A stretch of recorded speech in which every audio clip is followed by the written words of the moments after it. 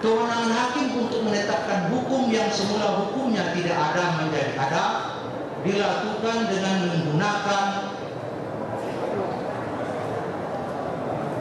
metode penemuan hukum atau fact-finding yang jika dikaji secara ilmiah atau keilmuan dan secara yuridis harus dapat dipertanggungjawabkan. Menimbang bahwa kewenangan hakim untuk menetapkan hukum yang semula hukumnya tidak jelas menjadi jelas dilakukan dengan menggunakan dan menerapkan metode penafsiran atau interpretasi. Menimbang bahwa dalam perkara aku permohonan dari pemohon adalah tentang sah atau tidaknya penetapan tersangka terhadap pemohon yang dilakukan oleh termohon. Menimbang bahwa penetapan tersangka adalah merupakan bagian dari proses penyidikan. Bahkan ahli hukum pidana Dr. Bernard Arif Sidarta SH berpendapat bahwa penetapan tersangka adalah merupakan hasil dari penyidikan. Menimbang bahwa dari rumusan pengertian pra-peradilan pada pasal 1 angka 10 KUHP dan norma hukum pengaturan kewenangan pra-peradilan sebagaimana tercantum dalam pasal 77 KUHP dapat disimpulkan keberadaan lembaga pra-peradilan adalah sarana atau tempat untuk menguji tindakan upaya paksa yang dilakukan oleh aparat penegak hukum dalam tingkat penyidikan dan penuntutan. Apakah tindakan upaya paksa yang dilakukan oleh penyidik pada tingkat penyidikan dan oleh penuntut umum pada tingkat penuntutan sudah dilakukan menurut ketentuan dan tata cara yang diatur dalam undang-undang atau tidak? Menimbang bahwa dalam kaitannya dengan permohonan dari pemohon pra-peradilan ini, maka timbul pertanyaan, apakah penetapan tersangka terhadap diri pemohon yang dilakukan oleh termohon dapat dikualifisir sebagai tindakan upaya paksa?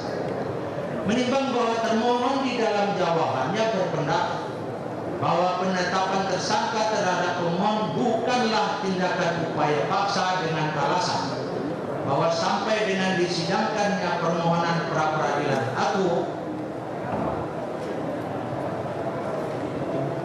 termohon belum melakukan upaya paksa apapun terhadap diri pemohon, baik berupa penangkapan, penahanan, pemasukan rumah, penyitaan, atau penggeledahan terhadap diri pemohon. Bahkan di persidangan, kuasa termohon mempertanyakan apakah penetapan tersangka merupakan tindakan upaya paksa.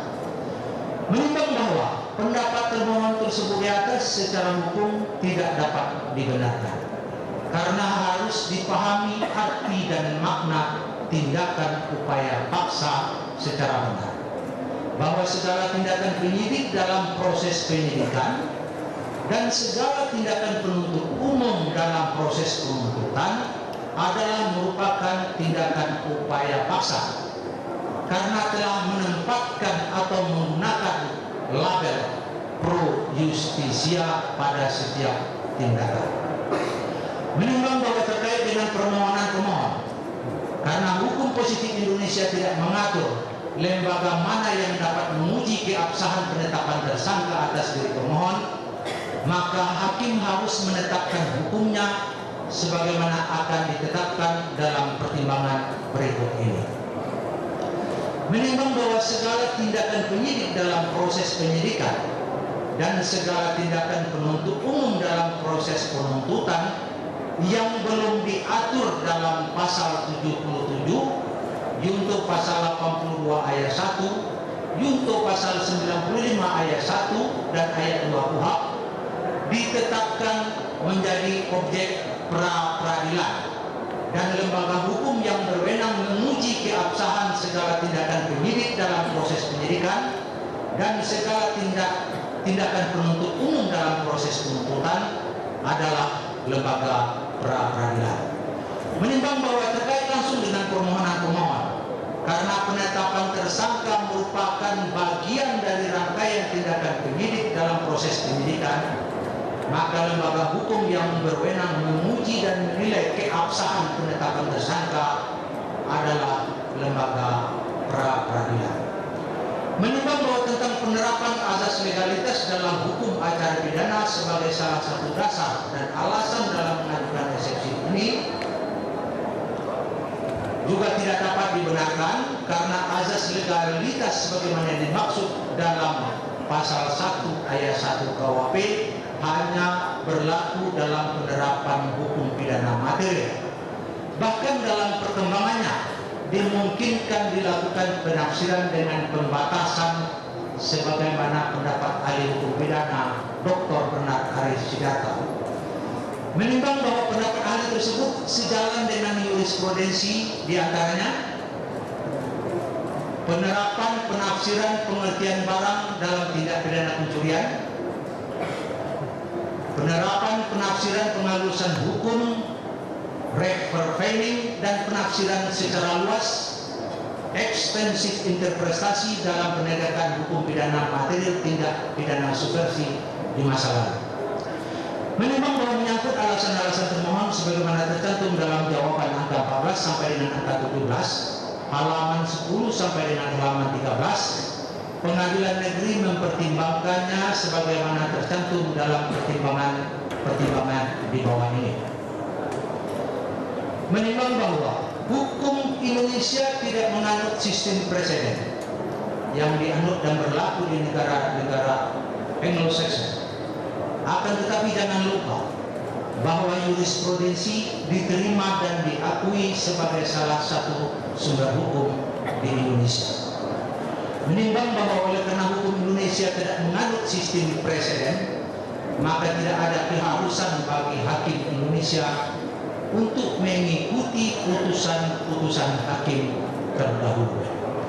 Menimbang bahwa pemohon di dalam permohonannya mengemukakan beberapa putusan pra-peradilan sebagai dasar hukum permohonannya, yaitu putusan Pengadilan Negeri Bangkayan nomor 01/PIT.PRAK/2011 Bangkayan tanggal 18 Mei 2011, junto putusan Mahkamah Agung nomor 88/PK/PIT/2011 tanggal 17 Januari 2012, putusan Pengadilan Negeri Jakarta Selatan nomor 38/PIT.PRAK/2012 dari PN Jakarta Selatan tanggal 27 November 2012.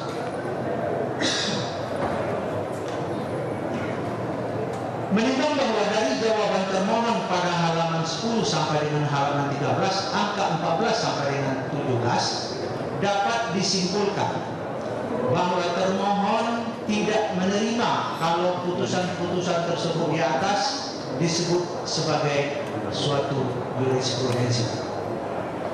Menimbang bahwa terlepas dari apakah putusan Pengadilan Negeri Bangkayan nomor 01/PIT.PRAK/2011 PN Bangkayan tanggal 18 Mei 2011, junto putusan Mahkamah Agung nomor 88/PK/PIT/2011 tanggal 17 Januari 2012, dan putusan Pengadilan Negeri Jakarta Selatan nomor 38/PIT.PRAK/2012 PN Jakarta Selatan tanggal 27 November 2012 dapat diterima sebagai jurisprudensi atau tidak. Namun yang pasti adalah bahwa hakim yang memeriksa perkara akuo tidak akan menggunakan putusan-putusan tersebut sebagai dasar pertimbangan dalam memutus perkara akuo. Menimbang bahwa berdasarkan pertimbangan tersebut di atas, maka eksepsi tersebut haruslah ditolak. A2. Permohonan pra-peradilan prematur. Menimbang bahwa alasan-alasan yang dikemukakan termohon dalam mengajukan eksepsi ini pada pokoknya adalah bahwa termohon belum melakukan upaya paksa apapun terhadap pemohon, baik berupa penangkapan, penahanan, pemasukan rumah, atau penggeledahan terhadap diri pemohon. Menimbang bahwa alasan-alasan termohon tersebut secara hukum tidak dapat dibenarkan karena termohon telah keliru memahami arti dan makna upaya paksa dalam proses penegakan hukum pidana. Menimbang bahwa sebagaimana telah dipertimbangkan sebelumnya bahwa segala tindakan penyidik dalam proses pada tingkat penyidikan dan segala tindakan penuntut umum dalam proses pada tingkat penuntutan adalah merupakan tindakan upaya paksa karena telah menempatkan dan menggunakan label pro justisia pada setiap tindakan. Menimbang bahwa dengan demikian eksepsi termohon tentang hal ini haruslah ditolak. Art. 3, petitum permohonan pra peradilan tidak jelas, obscurely bold, dan saling bertentangan satu dengan lainnya. Menimbang bahwa hukum yang digunakan dan diberlakukan dalam memeriksa dan memutus perkara permohonan pra peradilan adalah hukum acara pidana. Menimbang bahwa eksepsi termohon tersebut pada angka 3 di atas hanya dikenal dalam hukum acara perdata. Oleh karenanya eksepsi termohon tentang hal ini tidak perlu dipertimbangkan dan harus dikesampingkan. Menimbang bahwa berdasarkan segala pertimbangan-pertimbangan di atas, maka seluruh eksepsi dari termohon harus dinyatakan ditolak.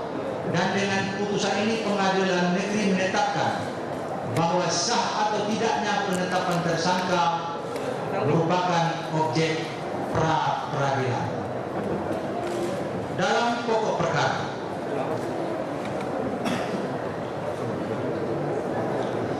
menimbang bahwa pemohon mengajukan permohonan pra peradilan ini dikarenakan pemohon ditetapkan sebagai tersangka oleh termohon.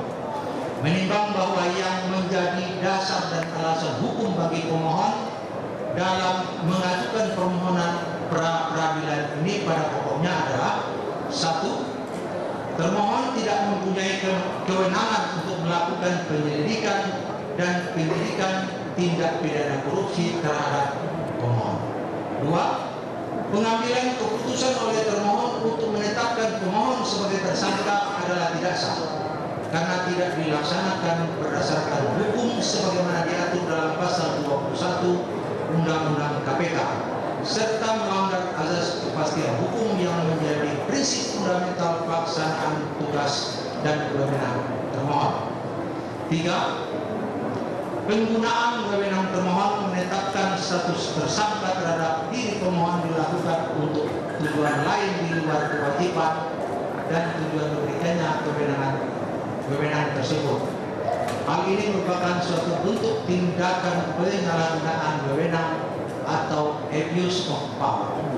4. Keputusan termohon untuk menetapkan status pemohon sebagai tersangka tanpa pernah sama sekali memanggil dan atau meminta keterangan pemohon secara resmi adalah tindakan yang bertentangan dengan azas kepastian hukum yang menjadi fundamental pelaksanaan wewenang termohon berdasarkan Undang-Undang KPK. Menimbang bahwa untuk membuktikan dalil-dalil permohonannya, pemohon telah mengajukan bukti surat yang telah diberi tanda bukti P1 sampai dengan bukti P73. Menimbang bahwa selain mengajukan bukti surat tersebut di atas, pemohon juga telah mengajukan 4 orang saksi dan 4 orang ahli. Menimbang bahwa tentang bukti-bukti surat yang diajukan pemohon, sepanjang bukti surat tersebut telah dicocokkan dengan hasilnya dan relevan untuk pembuktian dalil-dalil permohonannya, maka bukti surat tersebut dapat dipergunakan untuk pembuktian perkara ini. Menimbang bahwa saksi-saksi yang diajukan oleh pemohon karena telah memberikan keterangan di bawah sumpah, maka keterangan saksi-saksi tersebut sepanjang relevan dengan pembuktian dalil-dalil permohonan pemohon, maka keterangan saksi-saksi tersebut dapat digunakan untuk pembuktian perkara ini. Menimbang bahwa para ahli yang diajukan pemohon karena telah memberikan keterangan di bawah sumpah, maka pendapat para ahli tersebut dapat dijadikan dasar acuan dalam mempertimbangkan perkara ini. Menimbang bahwa termohon telah menolak dan membantah seluruh dalil-dalil yang disampaikan oleh pemohon dalam permohonannya, kecuali terhadap hal-hal yang secara tegas diakui oleh termohon dalam jawabannya. Menimbang bahwa